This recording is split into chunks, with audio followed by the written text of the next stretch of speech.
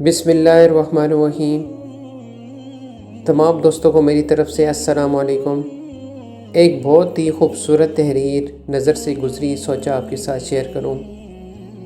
Maturity کا ایک level یہ بھی ہوتا ہے کہ آپ وضاحت دینا چھوڑ دیتے ہیں اور خاموش ہو جاتے ہیں، بحث نہیں کرتے۔ اگر کوئی آپ کو برا بھلا بھی کہہ دے تو یہ کہہ کر مسکرا کر آگے بڑھ جاتے ہیں کہ یس آئی ایم۔ اس کا مطلب یہ نہیں ہوتا کہ آپ سچ میں ویسے ہی ہوتے ہیں، فرق صرف یہ ہے کہ وہ بات آپ کے لیے اہمیت ہی نہیں رکھتی۔ یاد رکھیں، گاڑی کے پیچھے کچھ فاصلے تک ہی کتا بھونکتا اور دوڑتا رہتا ہے۔ نہ ہی کتا آپ سے گاڑی چھیننا چاہتا ہے، نہ گاڑی میں بیٹھنا چاہتا ہے، اور نہ ہی اس سے گاڑی چلانی آتی ہے۔ ایسے ہی زندگی کے سفر میں کچھ اسی عادت کے لوگ بنا کسی مقصد کے آپ کی راہ میں رکاوٹ پیدا کرنے کی کوشش کرتے ہیں۔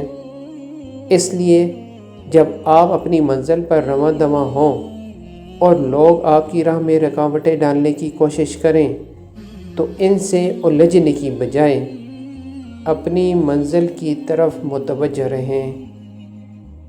یاد رکھیں، آپ کو تلخ نہیں ہونا، آپ کو بدلہ لینے والا نہیں بننا، آپ کو چالیں چلنے والا اور جال بچھانے والا بھی نہیں بننا۔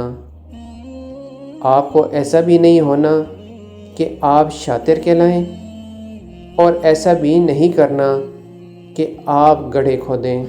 آپ کو لگے زخم ہیں، دل پر ہیں اور روح پر بھی ہیں، لیکن ان کے لیے مرہم بدلہ لے کر تیار نہ کریں۔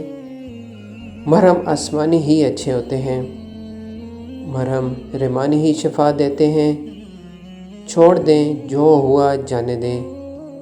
جس نے جو کیا، اپنے پیچھے دروازے بند کر کے آگے بڑھ جائیں۔ زخم دینے والوں، تکلیف پہنچانے والوں، روح کو رون دینے والوں کو ان کے حال پر چھوڑ کر اپنا حال ٹھیک کریں، کیونکہ آپ کو وہ نہیں بننا جو حالات آپ کو بنا رہے ہیں، آپ کو وہ بننا ہے جو اعمال بناتے ہیں۔ منافقین اور حاسدین کو اپنی کامیابی سے تکلیف دیں، کیونکہ جو لوگ آپ جیسے نہیں بن سکتے وہ صرف تعصب کی آگ میں ہی جل سکتے ہیں۔ جب آپ کامیابی کے سفر پر نکلتے ہیں تو اکیلے ہوتے ہیں، جب کامیاب ہو جاتے ہیں تو ارد گرد ہجوم ہوتا ہے، اور ان میں وہ لوگ بھی شامل ہوتے ہیں جو راستے کا پتھر بننے کی کوشش کرتے رہے ہیں۔ محنت اتنی خاموشی سے کریں کہ کامیابی شور مچا دے، آپ کا دستخط بھی آپ کا آٹوگراف کہلانے لگے۔